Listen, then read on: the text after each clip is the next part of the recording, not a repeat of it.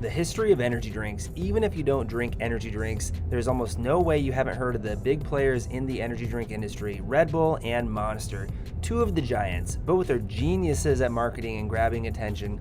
Then Bang came along and completely flipped the energy drink game on its head with more mainstream flavors, making it cool for more than just your average hardcore energy drink fan to consume.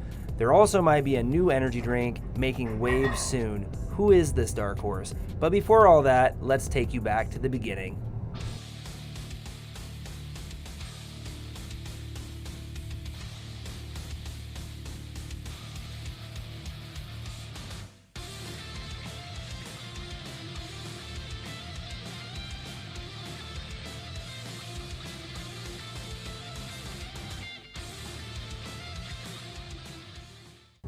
Chapter 1, The Legend of Dr. Enough, a tonic born in the heartland of Appalachia. It was the summer of 1949, and the city of Chicago buzzed with restless energy of post-war America. Factories hummed, radios crackled with Big Bang tunes, and the streets were alive with folks chasing promise of a new era. In a modest office tucked away in the city's industrial district, William Mark Schwartz, a chemist with a knack for tinkering, sat at his desk, surrounded by beakers and notebooks. His co-workers, weary from long shifts and hard grind of daily life, often teased him about sugary sodas they guzzled, fizzing packed with empty calories, and left them crashing by mid-afternoon. "Bill," one of them said, tossing an empty cola bottle into the trash, "why don't you whip up something that'll actually keep us going?" That offhand remark sparked something in Schwartz. He wasn't just a chemist, he was a dreamer, the kind of man who saw possibility in the ordinary. What if he could create a drink that didn't just taste good, but did good? A beverage that could lift a fog of fatigue, or soothe a sour stomach, maybe even clear a foggy mind. He rolled up his sleeves, mixing and measuring late into the night. His goal was simple but ambitious, a soda that wasn't just a soda, but a tonic for the working soul. After weeks of trial and error, he landed on a formula.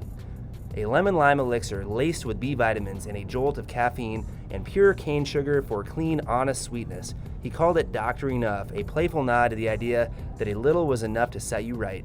But Schwartz faced a problem. He was a chemist, not a bottler, and Chicago's cutthroat beverage market was no place for a lone inventor.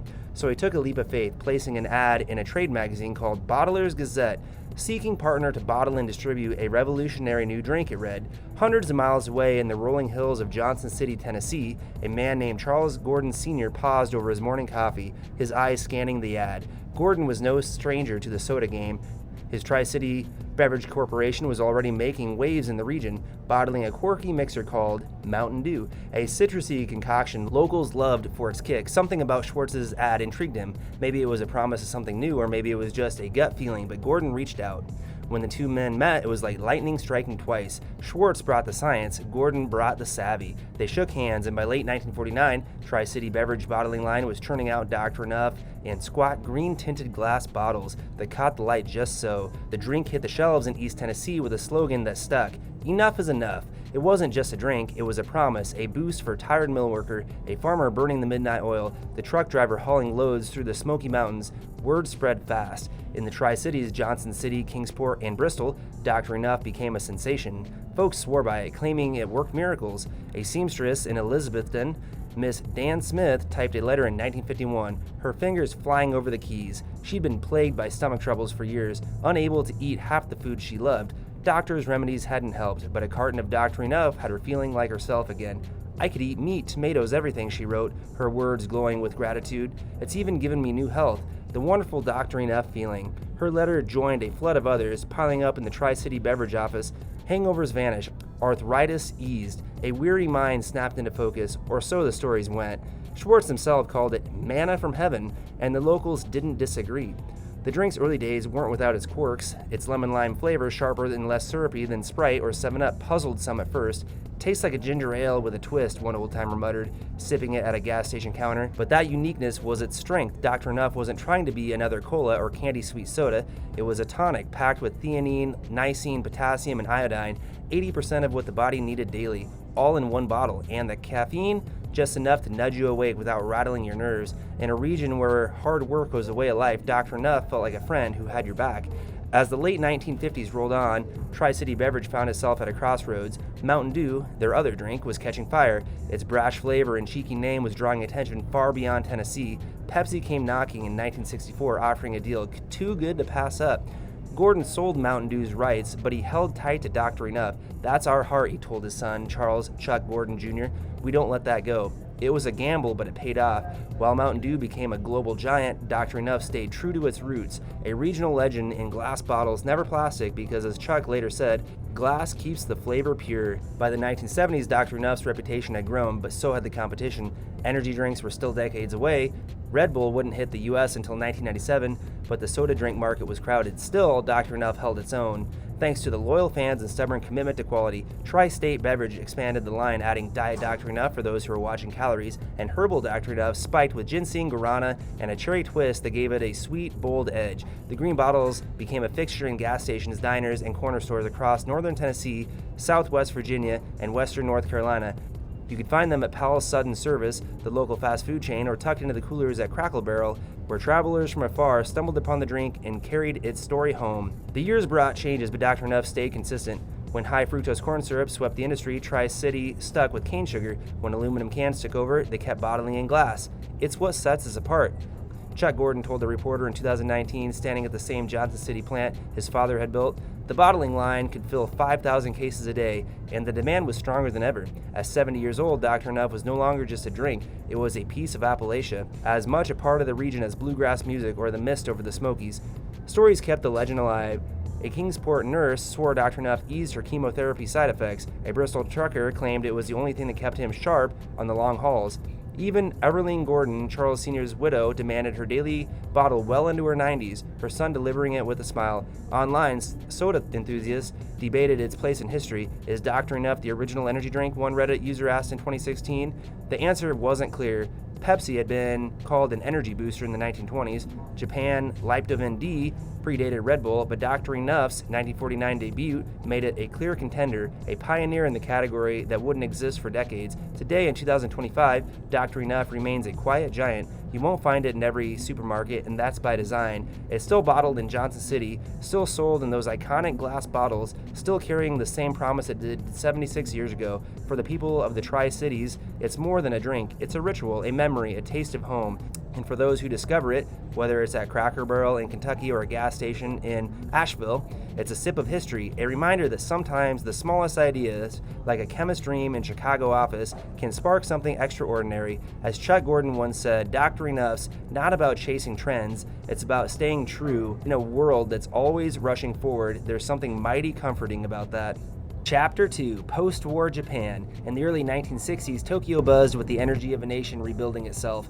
The scars of World War II were fading, replaced by factories humming through the night and trucks rumbling across highways to fuel Japan's economic miracle. Amid this relentless drive, a quiet revolution was brewing in laboratories of Tarsho Pharmaceutical, a company founded in 1912 with a mission to enhance health through innovation. This is the story of Liptovin, and how it became a beacon of vitality for a tireless nation. The year was 1960, and Japan was the land of long hours and unyielding ambition. Factory workers toiled through grueling shifts, truck drivers navigated endless roads, and office workers known as salarymen burned the midnight oil to climb the corporate ladder. But there was a problem. Exhaustion was a constant companion. During the war, amphetamines had been a crutch for soldiers and civilians alike, keeping them alert through impossible hours. By the late 1950s, however, the government cracked down, classifying these drugs as dangerous and restricting their use. A void had opened up in the market, and the lives of those who needed a boost to keep it going. At Tarsho Pharmaceutical, a visionary chemist named Hiroshi Sato, a fictional name for our tale, representing the unsung innovators of the time, saw an opportunity. Sato wasn't chasing a quick fix. He wanted something safe, effective, and rooted in science. He pored over the studies of amino acids, vitamins, and natural compounds, searching for a formula that could combat fatigue without the risk of amphetamines. His breakthrough came when he stumbled upon taurine, an amino acid in animal tissues, known for its role in energy metabolism and its calming balance to caffeine's jolt. Taurine wasn't new. It had been discovered in oxen bile in the 19th century, but its potential as an energy booster was largely untapped. Sato's team worked tirelessly, blending taurine with B vitamins, caffeine, and a touch of sweetness to mask the medicinal bite.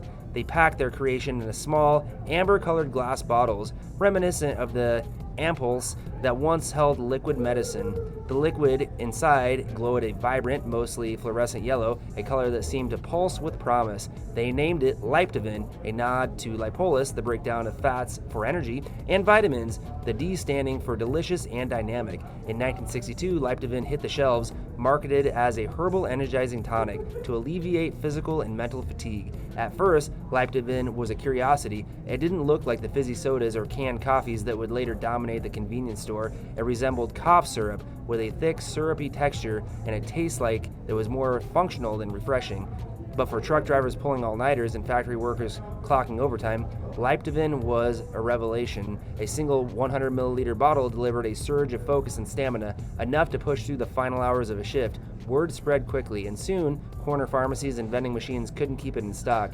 Imagine a young truck driver named Keijin hauling goods from Osaka to Tokyo in 1963. His eyelids drooped as the clock strikes 2 a.m., the road blurring into a hypnotic haze. At a rest stop, he spots a vending machine glowing in the dark, stocked with those little brown bottles. Skeptical but desperate, he downs a Liptovin. The taste is sharp, medicinal, but within minutes, a warmth spreads through his chest. His vision sharpens. His grip on the wheel steadies. He feels ready to conquer the road. By dawn, Keijin is a convert, and Liptovin becomes his co-pilot. Tasho leaned into the grassroots movement. They targeted Japan's workforce with clever advertising, painting Liptovin as a fuel of ambition.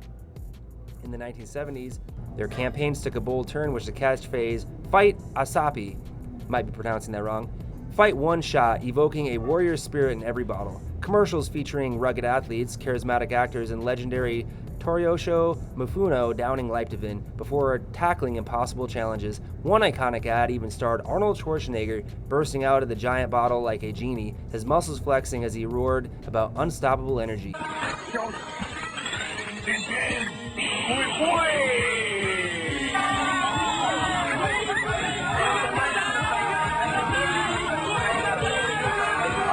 The message was clear. Liptovin wasn't just a drink, it was a battle cry for a nation on the rise. By the 1980s, Liptovin was a cultural institution. Salarymen kept bottles in their briefcases, students chugged them before exams, and partygoers swore by them to fend off hangovers. Tarasho expanded the line, introducing Liptovin D Super with double the taurine and Liptovin Gold for the extra kick. The drink's reach grew beyond Japan, landing in 12 countries by 1963, from Thailand to the United States, where it was sold as Liptojin or Liptvita in the Asian markets. In Thailand, it inspired Kloyo Yovidai, a creation by Kringting Dang, which later became Red Bull, forever linking Liptovin to the global energy drink boom. But success wasn't without challenges. As Japan's economy soared, so did its competition. In the 1990s, carbonated drinks like Orichalmin C and imported giants like Red Bull entered the fray, appealing to younger consumers who crave fizz over function. Liptovin's macho image, tied to its middle-aged men and hardcore labor, felt dated to some. Tarsho tried lower-calorie and lighter versions to attract women and teens, but those flopped, unable to shake the drink's blue-collar roots. By 2002, a sluggish economy and changing tastes saw sales dip, with younger workers turning to Starbucks for their caffeine fix. Yet Liptovin endured, its loyal following unshaken. For every trendy newcomer, there were always still workers like Akito, a nurse in 2005, who relied on Liptovin to power through double shifts. She laughed about the bitter taste, calling it liquid willpower, but she never doubted its effects. Tasho doubled down on quality, maintaining pharmaceutical standards and emphasizing taurine's benefits, 1,000 milligrams in a standard Liptovin D, up to 3,000 milligrams in Maxio, always with a warning to stick to one bottle per day. Today, over 6 decades later, Liptovin remains a Japanese icon. It's sold everywhere, drugstores, convenience stores, even train station kiosks, for about 160 yen a bottle. Its amber bottle still line vending machines, a quiet reminder of the drink that started it all. While Red Bull and Monster dominate globally, Liptovin holds court in Japan, its legacy tied to a nation's work ethic and resilience. Picture a modern Tokyo evening in 2025. A young programmer, Kiwi, slumps in his desk, eyes burning from hours of coding. He reaches for a Liptovin, the same drink his grandfather swore by as a factory worker. As the yellow liquid hits his tongue, he grimaces, then smiles. The fatigue lifts, his focus sharpens, and he dives back into his work. In a moment, Liptovin isn't just a drink. It's a thread connecting Japan's past to its future, a spark of energy born from a chemist's dream and a nation's unstoppable spirit. Leiptoven's story is more than just history of a beverage. It's a tale of innovation meeting necessity, of science serving society, from its humbling debut in 1962 to its enduring presence.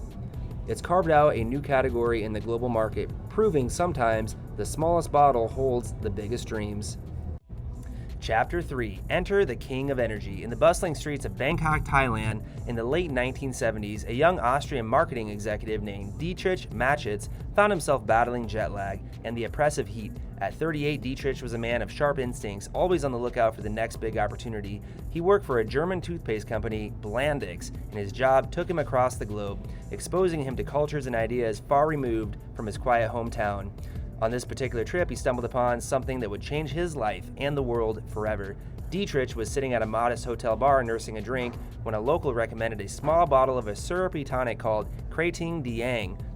The name translated to Red Gurar in English, a nod to the mighty bovine that symbolized strength in the Thai culture. Marketed to truck drivers and laborers, it was a gritty, no-nonsense energy booster packed with caffeine, taurine, and sugar. Dietrich took a sip, winced at the medicinal taste, and felt a jolt coursing through him. Within minutes, his fatigue melted away. He wasn't just awake, he was alive. Back in Austria, that moment lingered in his mind. Energy drinks didn't exist in the Western world. Coffee and cola, 1980s, Europe was a land of instant coffee and the occasional espresso, but nothing like Crani-Yum. Dietrich saw a gap in the market, a spark of possibility. He wasn't an inventor or a chemist, but he was a marketer with a knack for spotting trends. He tracked down the creator of Crani-Yum, a Thai businessman named Cleo Yovidia, who had launched the drink in 1976. Cleo was a soft-spoken entrepreneur who built a small empire selling tonics to Thailand's working class. The two men struck a deal in 1984. They'd form a partnership to bring Crani-Yum to the world, but with a twist. Dietrich would tweak the formula, refine the branding, and target a new audience. Young, ambitious, and hungry for adventure, Dietrich returned to Austria with a vision. He didn't want to sell a drink, he wanted to sell a lifestyle. He spent 3 years perfecting the recipe, dialing back the syrupy sweetness and carbonating it for the smoother sip. He named it Red Bull, a direct translation of Crani-Yum, but sleeker, punchier, and unmistakably Western. The logo, two charging Red Bulls against a golden sun, was bold and primal. But launching Red Bull wasn't easy. European regulators were skeptical of taurine, an amino acid unfamiliar to their food and safety boards. Dietrich fought tooth and nail, lobbying and presenting studies to prove it was safe. By 1987, he'd cleared the hurdles and launched Red Bull in Austria. The early days were lean. Dietrich poured his savings into the venture, maxing out credit cards and borrowing from friends. He worked out of a small office in Salzburg, driving a beat-up van to deliver cans to bars, gyms, and college campuses. He knew his audience wasn't the average Joe. It was the risk takers, the night owls, the dream chasers. He handed out free samples at breakdance battles, skate parks, and underground raves. Word spread. Clubgoers mixed Red Bull with vodka, creating a cocktail that kept the party going till dawn. Athletes swore by it for their pre-workout boosts. Students chugged it during all-nighters. By 1992, Red Bull was a cult hit in Austria and Germany.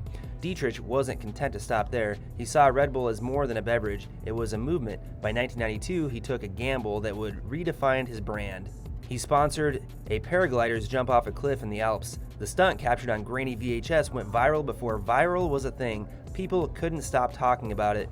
Dietrich doubled down, pouring money into the extreme sports, snowboarding, BMX, surfing, motocross, events that big brands like Coca-Cola ignored. Red Bull didn't just sponsor athletes, it created events like the Red Bull Flug Tag, where homemade flying machines plunged into rivers to the delight of screaming crowds. By the mid-1990s, Red Bull was expanding across Europe, and in 1997, it hit the United States. Dietrich targeted California, the epicenter of the surf culture and fitness fanatics. He hired street teams to blitz beaches and gyms, frat houses with free cans. The strategy worked, sales soared, and Red Bull became a staple of the American youth culture. The company's marketing was audacious, cartoony ads, cheeky slogans like "Red Bull gives you wings," and the refusal to take itself too seriously. Yet behind the scenes, Dietrich was meticulous, obsessing over every detail from can design to event logistics. Chaleo, meanwhile, remained a silent partner, content to let Dietrich steer the ship. The Thai entrepreneur was a billionaire by the early 2000s but stayed out of the spotlight, living quietly in Bangkok until his death in 2012. Dietrich, by contrast, became a global figure. Though he shunned fame, he avoided interviews, preferring to let Red Bull's stunts speak for themselves. Under his watch, the company built a media empire, the Red Bull Media House, producing documentaries, music festivals, and even a Formula One team, which won multiple championships. Red Bull's headquarters in Fushi am See, Austria, became a futuristic campus complete with skate ramp and a climbing wall. In the 2010s, Red Bull was a juggernaut, selling billions of cans annually in over 170 countries. Dietrich's bet on extreme sports had paid off, cementing the brand as synonymous with adrenaline. The Red Bull Stratos project in 2012, where Felix Baumgartner jumped off the edge of space, breaking the sound barrier in a freefall, was watched by millions, a testament to Dietrich's knack for a spectacle. Yet he never rested on his laurels, pushed into esports, music, academics, and eco-friendly packaging, keeping Red Bull ahead of the curve. Dietrich Mateschitz passed away in 2022 at the age of 78, leaving behind a legacy that transcended energy drinks. He'd built a brand that wasn't just consumed, it was lived. From Thai truckers to Silicon Valley coders, Red Bull fueled ambition, creativity, and defiance of limits. Today, under new leadership, the company continues to innovate, but it was Dietrich's story, a chance encounter at a Bangkok bar, and a spark of inspiration and relentless drive that still powers the brand's heart. Red Bull didn't just give you wings, it gave the world a reason to soar. Chapter 4, A Challenger to the King. It was a scorching summer day in Corona, California in 2001, and the Hansen Natural Company's office felt like a pressure cooker. Rodney Sachs, a sharp-eyed South African transplant with a knack for spotting opportunity, was pacing the worn carpet of his corner office. His partner, Hilton Schlossberg, sat nearby, crunching numbers with the intensity of a man defusing a bomb. The juice business they'd been running since buying the Hansens in 1990 was steady, but Rodney had a wild idea brewing. Something that could shake the beverage world like a can of soda left in a hot car. Hilton, he said, leaning over the desk, what if we don't just make juice? What if we unleash a beast? Hilton raised his eyebrows, probably wondering if Rodney had been sneaking sips of the competitor's product. Thus began a saga of Monster Energy, a drink that would claw its way to the top of the energy drink jungle. Hansen's wasn't always about high-octane cans with neon green claw marks. Back in 1935, Hubert Hansen and his three sons were slinging fresh squeezed juices to Hollywood film studios, serving orange juice to its starlets and grapefruit juice to grumpy directors. It was a wholesome family gig, think lemonade stands but with better branding. Fast forward to the 1970s, and Hubert's grandson, Tim Hansen, jazzed things up with natural sodas, keeping the healthy vibes only mantra. But by 1988, the company hit a rough patch, filing bankruptcy faster than you can say low-sugar lemonade. Enter Rodney and Hilton, who scooped up the struggling Hansens for $1.71 million in 1990. Like buying a fixer-upper at a garage sale, they turned it around with smoothies and natural sodas, but the real game changer was lurking just over the horizon. By the late 1990s, energy drinks were starting to buzz. Red Bull, that Austrian rocket fuel in a tiny silver can, had just landed in the U.S. in 1997, turning college kids and clubgoers into jittery, productive machines. Rodney and Hilton saw dollar signs, and not just because they'd had too much coffee. Hansen's had dabbled with energy drink in 1997 called Hansen's Energy, but it flopped harder than a stand-up comedian at a funeral. It was marketed as a functional beverage with healthy benefits, which, let's be honest, is like trying to sell a motorcycle as a yoga mat. Rodney knew they needed to go bigger, bolder, and maybe a little crazier, so in 2002, they rolled the dice and launched Monster Energy, a drink that didn't just whisper health, but screamed, unleash the beast. Why call it Monster? Because mildly invigorating beverage doesn't exactly get the heart racing. Picture the scene, April of 2002, convenience stores across America. Monsters hit the shelves in the 16-ounce can, twice the size of Red Bull, but priced the same, because Rodney and Hilton knew value is king. The can was black, with a neon green claw mark, M, that looked like a werewolf had designed it after a bad night out.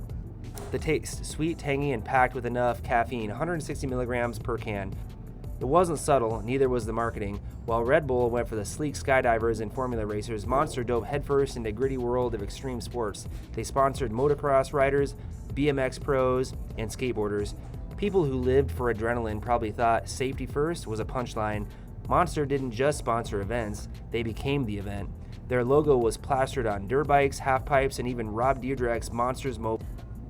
Because nothing says energy like a pro skater with a branded car. The early days weren't all smooth sailing. Some folks raised eyebrows at the caffeine content, wondering if Monster was less of a drink and more of a liquid heart attack. In 2012, tragedy struck. 14-year-old Anna foreigner, died of drinking two 24-ounce cans, sparking a lawsuit against Monster. The company insisted their drink wasn't to blame, pointing out her pre-existing heart condition, and the European Food and Safety Authority later backed them up, saying standard Monster cans were safe for most people. Still, it was a sombering moment, like finding out your favorite party trick might accidentally set the house on fire. Monster doubled down on the warning labels, advertising to sip wisely. Because of overdoing it wasn't just a buzz, it was a health risk. But Monster's rise couldn't be stopped. By 2012, Hansen's was so synonymous with the drink that they couldn't ditch the old name and became Monster Beverage Corporation. Like a caterpillar turning into a caffeinated butterfly, their market share soared, hitting 39% of the global energy drink market by 2020, nipping at Red Bull's heels. The secret sauce, a killer distribution deal with Coca-Cola in 2015, which gave Monster access to Coke's global network. Think of it as hitching a ride on the world's biggest delivery truck. Plus, they kept innovating, rolling out over 34 flavors by 2019, from Java Monster, coffee with a kick, to Ultra Zero for the calorie-conscious adrenaline junkies. They even dipped their toes into booze with The Beast Unleashed in 2023, an alcoholic line with no caffeine, because nobody wants to repeat of the Four Loko. Monster's marketing was a masterclass in cool. They just didn't advertise, they lived the lifestyle. Their Monster Army program, launched in 2005, scouted young athletes, turning nobodies into sponsored stars. They backed everyone from UFC fighters like Conor McGregor to NASCAR. They sponsored the Cup Series from 2017 to 2019 because nothing says Monster like 200 miles an hour. Even gamers got love. With Monster as the official drink of Call of Duty League by 2023, their neon green cans became a badge of honor for anyone chasing the rush, whether they were pulling an all-nighter or landing a backflip. And that logo, unchanged since 2002, because why mess with perfection, or a design that's so iconic it's been accused of hiding satanic symbols. As Monster grew, so did laughs, sometimes unintentional. Take their 2017 attempt to sue a craft brewery over a beer called Monsters Park. The brewery response, "We're just a small business, not a caffeinated empire." Monster backed off, probably realizing they didn't need to pick a fight with hipsters over an IPA. Or the time they sponsored a music festival where the only thing more overstimulated than the crowd was the DJ's ego. Through all that, Rodney and Hilton, now billionaires, kept the vibe raw and real, proving two South Africans could turn a juice stand into a global juggernaut. Today, April 11, 2025, Monster's still clawing its way forward with over $6 billion in sales and cans stacked in every gas station from California to Kazakhstan. They've got flavors like Mango Loco, Pipeline Punch, each one a sugar-soaked middle finger to anyone who says drink water. Sure, they've got their critics, health nuts who think taurine sounds like a supervillain's secret weapon, but for the every naysayer, there's a fan chugging a can, ready to conquer the day, or at least survive a 3 a.m. gaming session. Monster Energy isn't just a drink, it's a battle cry in a can. A reminder that sometimes you've got to unleash the beast to make history, and maybe laugh at yourself along the way, because if you're taking life too seriously, you're probably not drinking enough Monster. Chapter 5, A New Era. It was a humid Florida afternoon in 1993, and Jack Owick, a man with a gleam in his eye and a dream in his heart, was pacing the floor of his modest office in Weston. The air smelled faintly of protein powder and ambition. Jack wasn't your average entrepreneur. He was a self-styled mad scientist of supplements, determined to shake up the world of fitness and nutrition. His company, Vital Pharmaceuticals, VPX, was already dabbling in sports supplements, but Jack had a wilder vision, a drink so potent it could make you bench press a Buick and still have energy to dance the Macarena. Thus began the saga of Bang Energy, a tale of skyrocketing success, courtroom drama, and enough caffeine to wake a hibernating bear. Buckle up. This ride's got more twists than a soap opera and twice the buzz. Jack wasn't new to the game. Since founding VPX, he'd been mixing up potions like a wizard in a gym, churning out products like Redline, a high-octane energy drink that could make your heart rate faster than a Greyhound bus chasing a squeaky toy. But in 2012, Jack saw a gap in the market. Energy drinks like Red Bull and Monster were ruling the roost, but they were loaded with sugar or taste like battery acid. Jack wanted something different, a drink that screamed healthy, or at least healthier, with zero sugar, 0 calories, and enough caffeine to make you feel like you could outrun Usain Bolt. Why settle for a sugar crash when you could soar like an eagle, he'd say, probably while flexing in the mirror. So in 2012, Bang Energy hit the scene like a meteor. The cans were loud, bright colors, bold fonts, and names like Star Blast and Rainbow Unicorn that sounded like they were dreamt up by a caffeinated unicorn. Jack marketed Bang as a fitness fanatic's dream, packed with 300 milligrams of caffeine, enough to make your grandma do burpees, branched-chain amino acid, BCAAs, and something called super creatine. Now, here's where Jack got cheeky. He claimed that super creatine was a game changer, a muscle-building miracle that he'd have you looking like The Rock in no time. Spoiler alert, it wasn't quite creatine, and that little fib would come back to haunt him like a bad Tinder date. Bang took off faster than a rocket-powered skateboard. By 2017, VPX was selling millions of cans, and Jack was strutting around like a king of caffeine. He leaned into social media, partnering with influencers and gym bros who chug Bang while deadlifting a small car. Fuel Your Destiny became the brand's battle cry, and fans ate it up like it was free pizza day at the gym. Bang's flavors were bonkers: cotton candy, sour heads, birthday cake bash, like Willy Wonka decided to make energy drinks instead of chocolate. And the fans, they were obsessed. One guy on Reddit swore a single can of peach mango gave him the energy to mow the lawn, clean the garage, write a novel in one afternoon. Okay, maybe not that extreme, but you get the idea. Here's where the plot thickens, and not in a good protein shake kind of way. Jack's big personality and bold claims started attracting attention, some less welcome than a skunk at a picnic. In 2018, Monster Beverage, the 800-pound gorilla of energy drinks, came knocking, not in a friendly handshake, mind you, but with a lawsuit bigger than a bodybuilder's biceps. Monster accused Bang of false advertising, saying super creatine was about as real as a unicorn's gym membership. They claimed it didn't boost creatine levels, and it was just a fancy name for a chemical cousin that sounded cool, but did squat. Jack never wanted to back down, fought back, but the courts weren't sipping his Kool-Aid. In 2020, an arbiter ruled that Bang owed Monster and another company, Orange Bang, $175 million for trademark shenanigans. And then in 2023, a jury hit VPX with a $293 million fine for false advertising. Ouch. That's enough to buy a private island, which, funny enough, Jack was later accused of doing with company funds. Speaking of drama, Jack's business moves were starting to look like a reality TV show called Keeping Up with the Caffeine. In 2020, Bang signed a deal with PepsiCo to distribute their energy drinks, hoping to go toe-to-toe with the big dogs, but the partnering soured faster than milk left out in the Florida sun. Jack accused Pepsi of sabotaging Bang's distribution, and by 2022, the deal was kaput. He even tried suing, claiming Pepsi was playing dirty, but the arbiter told him to take a chill pill. Pepsi stayed the distributor into 2023. Meanwhile, Bang was bleeding market share, dropping from the peak of 9.7% in 2021 to 6.3% by 2022. Retailers started pulling Bang from their shelves, and fans were left wondering if their favorite drink was going the way of the skinny jeans. Then came the knockout punch. In October of 2022, VPX filed for Chapter 11 bankruptcy, drowning in debt from lawsuits and bad deals. Jack's self-proclaimed chief of science officer was ousted as CEO in 2023, with board muttering something about value maximization. Rumors swirled that Jack had been using company cash for personal projects like buying a private island and funding his son's real estate ventures.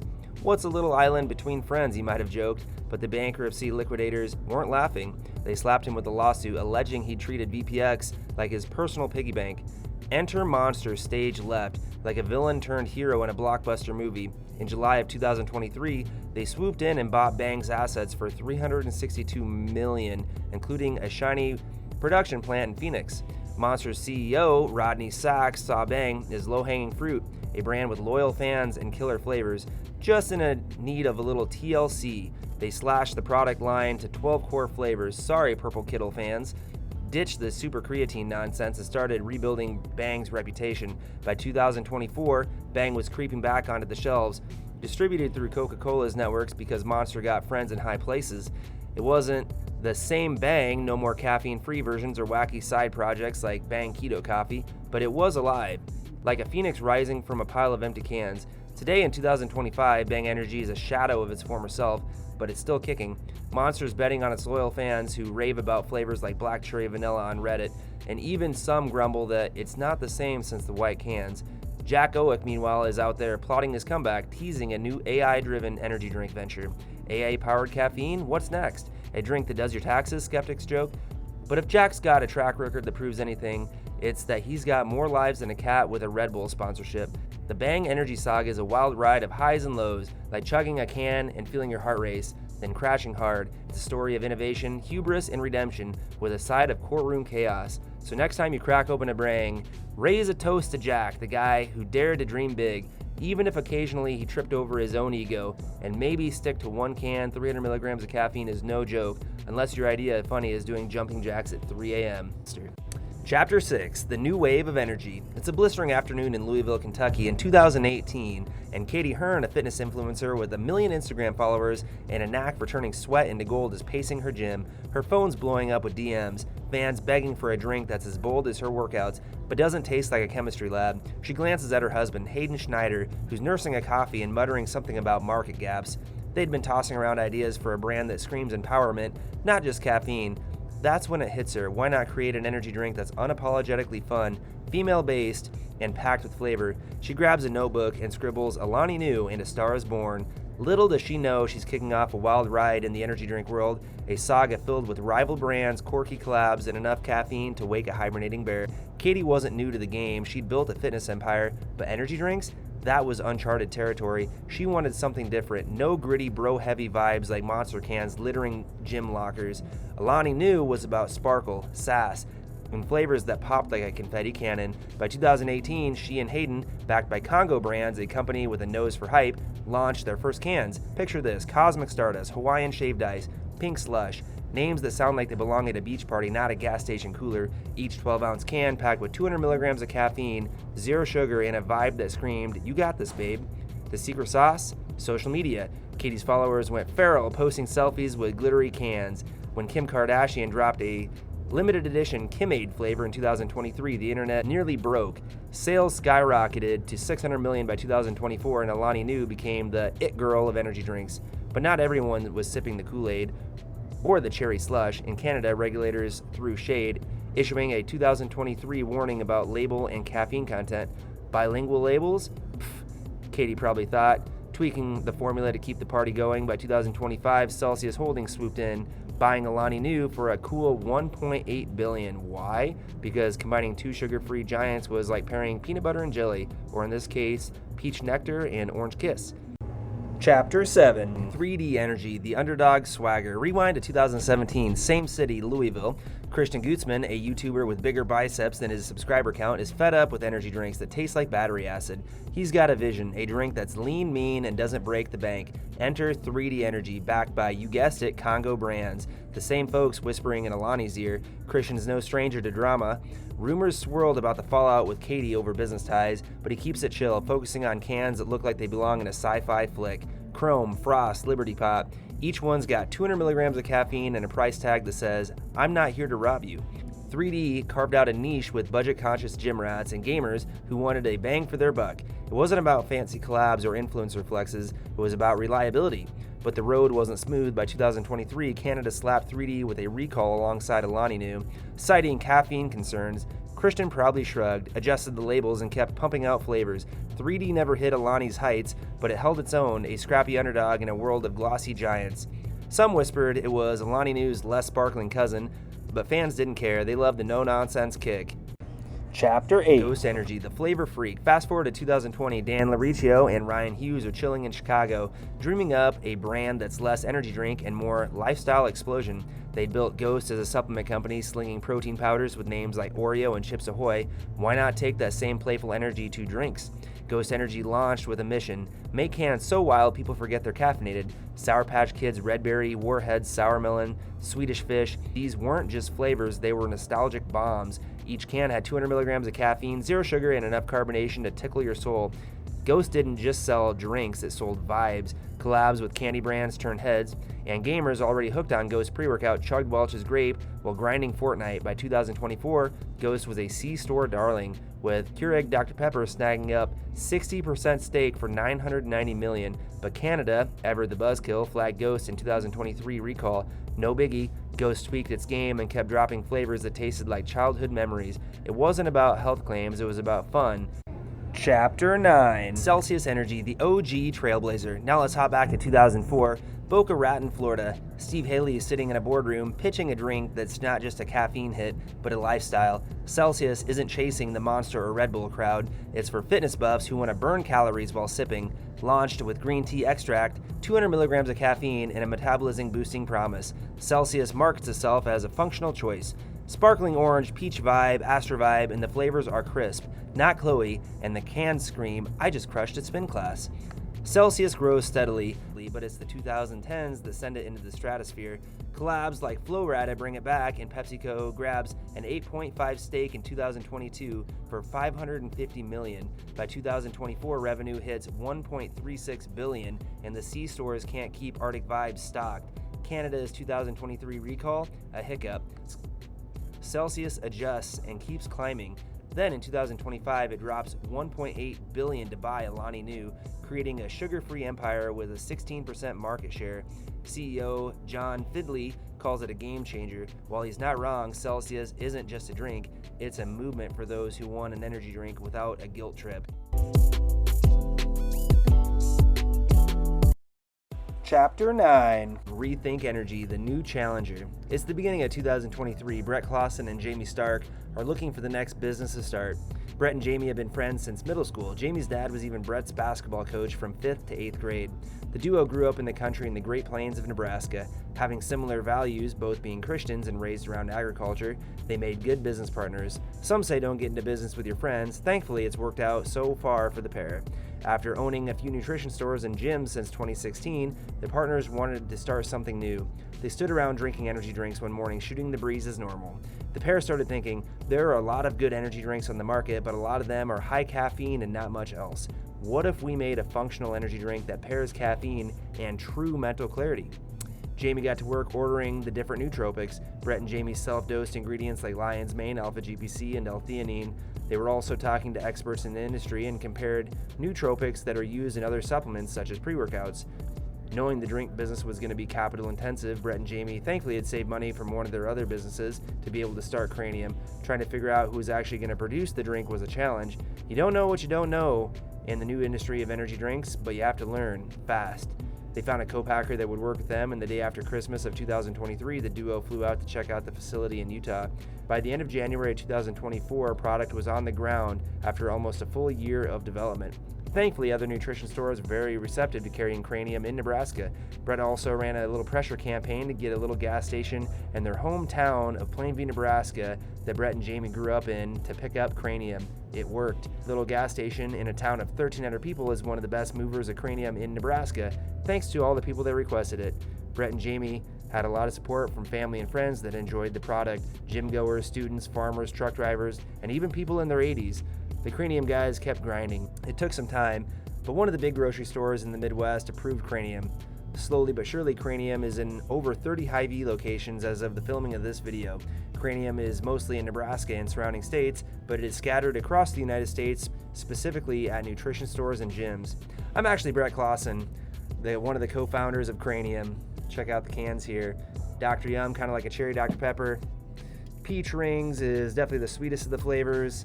And my personal favorite, grapefruit soda, is like a squirt, and we actually have a 4th flavor on the way here in June, which is going to be in the realm of blue raz, but not just blue raz.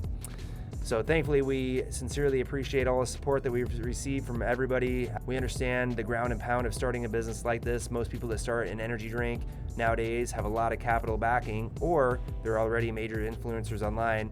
We come from great families, but we weren't born with silver spoons in our mouths. We want to thank our wives for the continued support, as well as our parents. And of course, a huge shout out to all those that regularly drink Crani-Yum. We love our hardcore supporters. If you want to try Crani-Yum, go to drinkcranium.com and use code BRETTC25, that's BRETTC25, for 10% off. Or check out the store locator on our website to find a store closest to you. Crani-Yum is a lower caffeine energy drink, but it is specifically designed for mental clarity, really unlike anything else in the market. It has 0 sugar and 0 artificial colors, so we're ahead of the RFK curve on that one. So there's 3 current flavors again: grapefruit sodas like a squirt, Dr. Yum like a cherry Dr. Pepper, and the sweetest of the flavors is the peach rings. And then again, we have another flavor coming here in June. God bless everybody. Thank you for watching.